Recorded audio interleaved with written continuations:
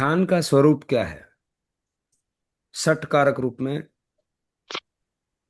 आत्मा के द्वारा, आत्मा के लिए, आत्मा में, आत्मा पर, आत्मा से जो बिंदु प्राप्त होता है ध्यान में, वो ध्यान का स्वरूप है। सठ कारक को समझने के लिए भाभी जी ने भाई साहब के लिए खाना किचन में गैस के ऊपर बनाया गेहूं से। ये सठ कारक है।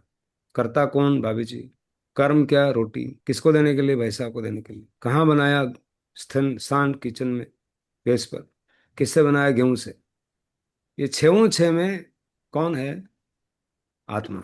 जब ये सारों छह एक बिंदु पे आ जाते हैं, वही ध्यान है। समझ में आया भाई? ध्यान का स्वरूप। आत्मा से। अच्छा। हम्म। पहला एग्जाम्पल तो समझ में, पहले वो एग्जाम्पल जो रोज देखते हो वो समझ में आएगा, नहीं तो वो समझ में एकदम आत्मा समझ में नहीं आएगी। करता कौन उसमें? भाभी जी। कर्म ऑब्जेक्ट क्या है? सब्जेक्ट क्या है? ऑब्जेक्ट क्या है? वर्ब क्या रोटी। है? रोटी बनाना। हाँ। और अपादान संप्रदान, हु इज रिसीवर। यहाँ दान में हु इज रिसीवर?